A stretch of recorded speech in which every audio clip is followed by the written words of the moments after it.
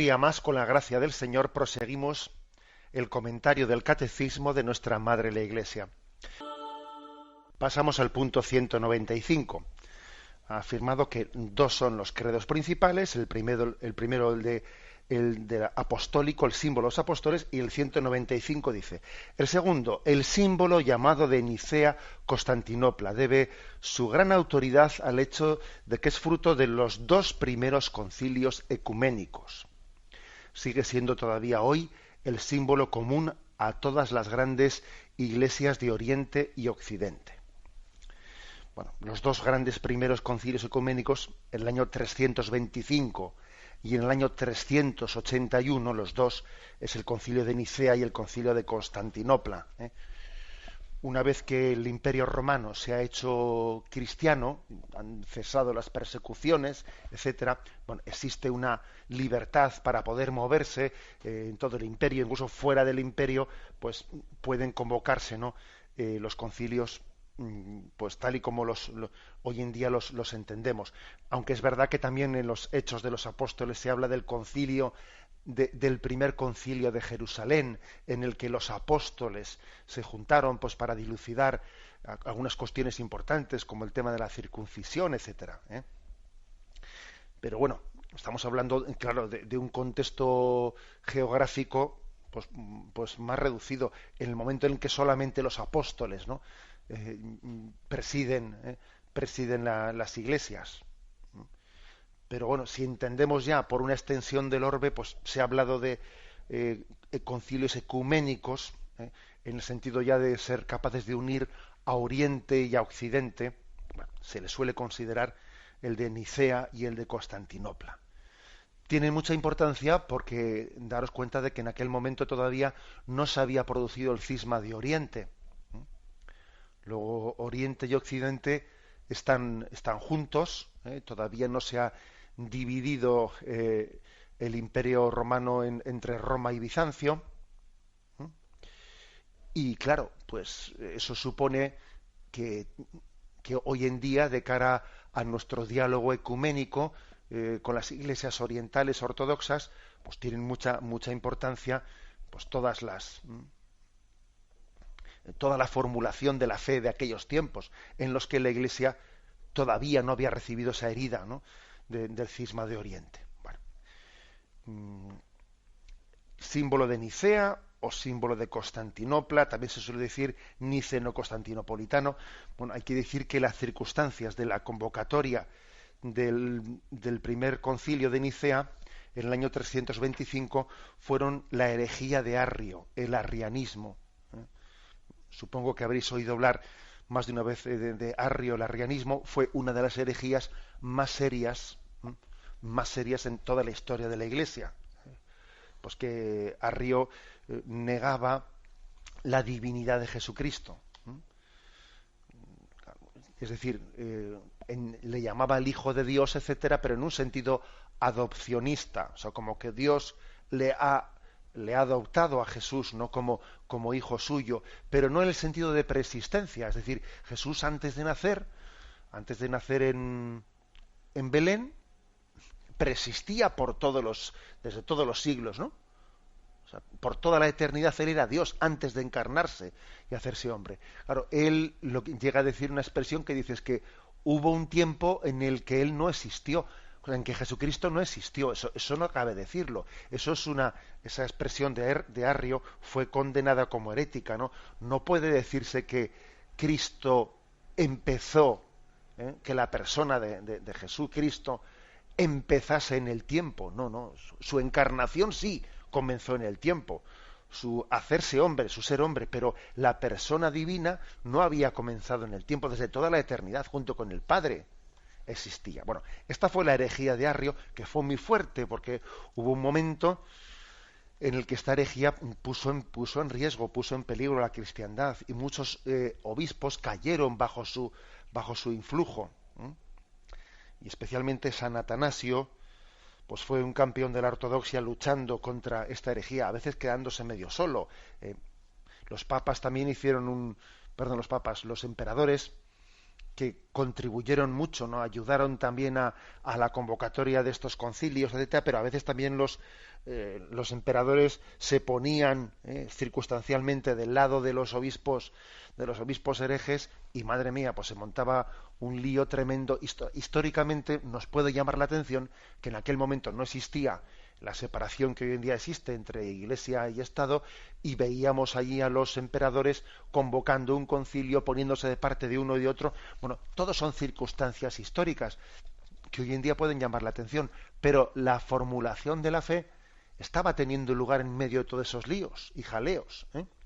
Y no nos tiene que escandalizar, porque el Espíritu Santo actúa no solamente en circunstancias impecables, sino que también actúa a través de mediaciones humanas imperfectas. Y no es necesario que las mediaciones humanas sean perfectas para que el Espíritu Santo empiece a actuar. No, no es necesario. Bien, pues digamos que así fue convocado el concilio de Nicea. Todavía, una vez que se formula pues el aspecto principal de nuestra fe, todavía tiene que ser matizado, no, explicado mejor unos años posteriormente, 50 años posteriormente, en el concilio de Constantinopla. Ese es el recorrido. Pasamos al punto siguiente, 196. Nuestra exposición de la fe seguirá el símbolo de los apóstoles, que constituye, por así decirlo, el más antiguo catecismo romano.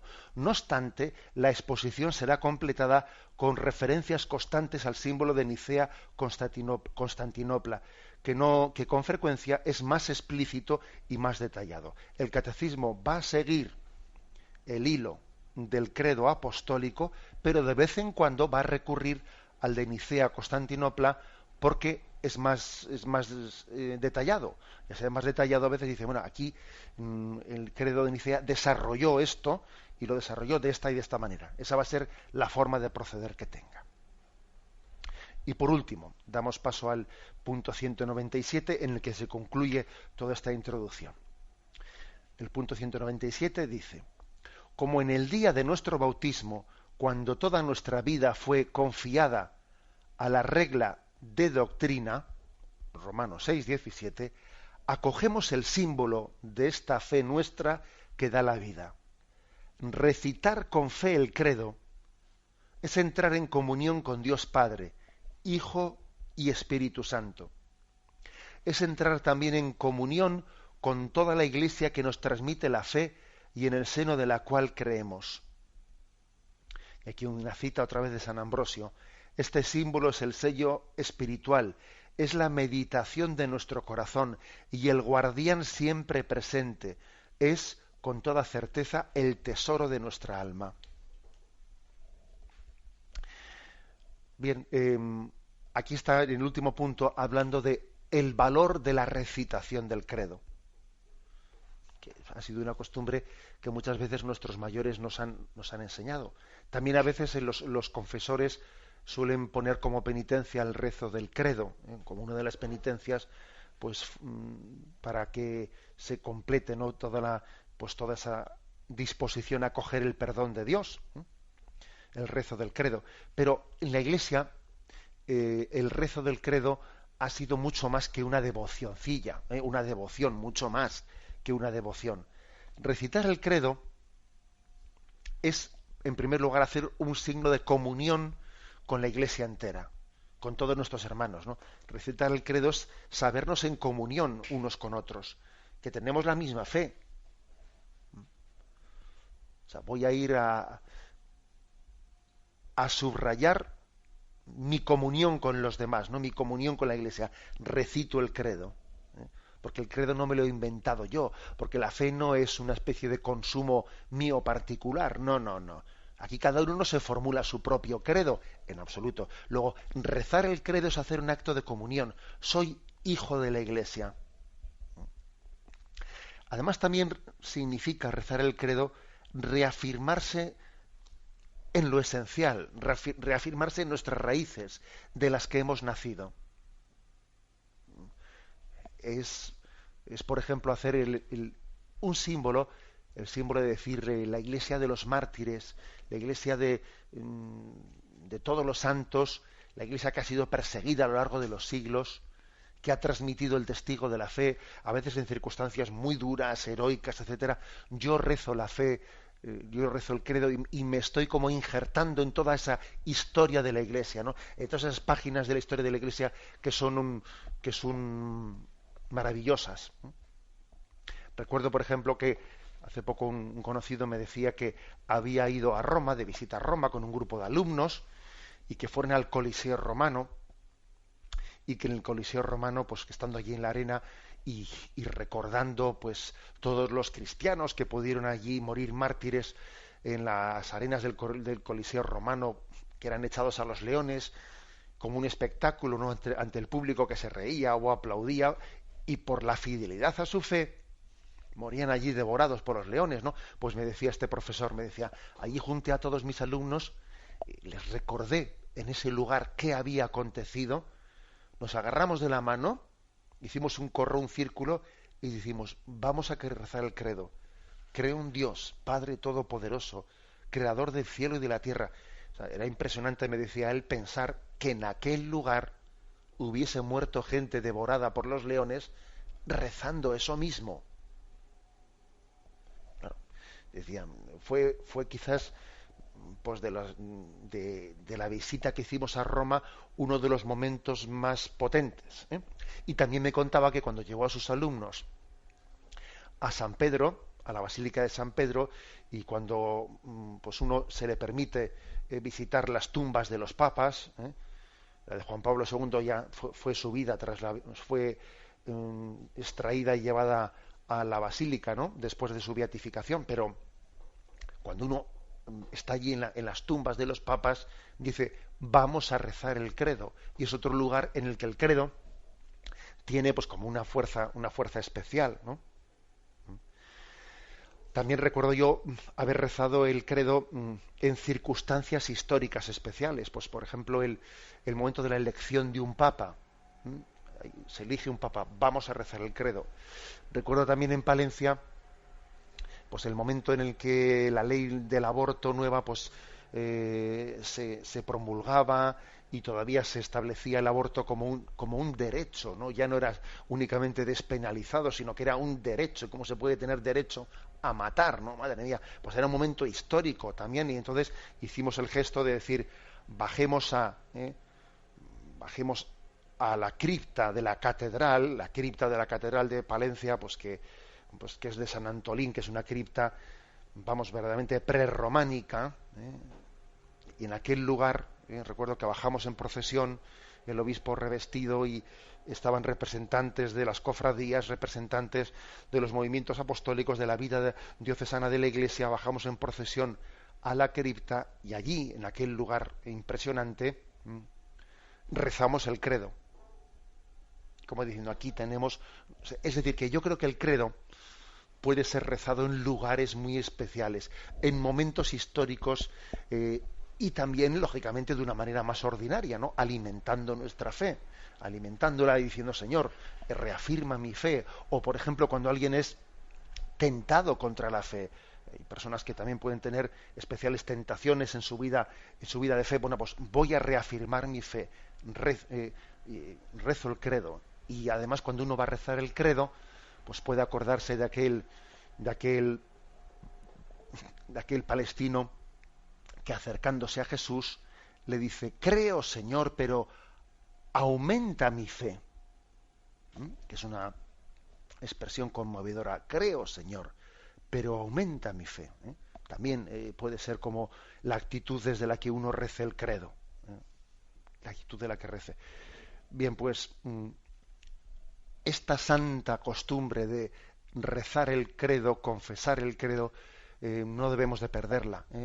La Iglesia no es que nos indique de una manera preceptiva, a ver, tiene usted que rezar el credo de tantas veces. No, la Iglesia nunca ha hecho una especie de regla del credo cuántas veces debe ser rezado, pero sí que nos enseña, como ahora estamos aquí explicando en el punto 197, sí que la Iglesia nos ha enseñado que la confesión de la fe es un acto que da oxígeno a nuestra fe. Al confesar nuestra fe se reafirma, se fortalece.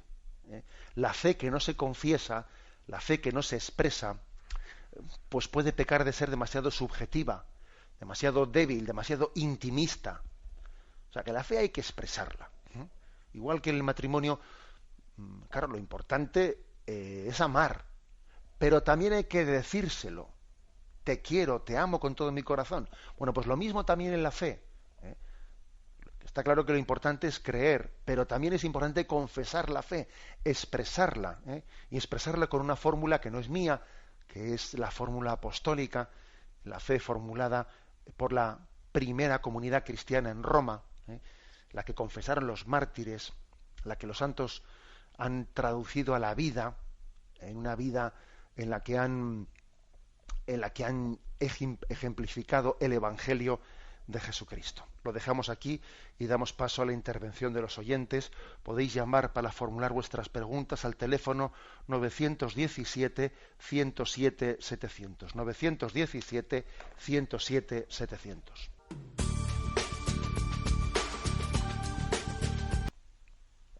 La bendición de Dios Todopoderoso, Padre, Hijo y Espíritu Santo, descienda sobre vosotros. Alabado sea Jesucristo.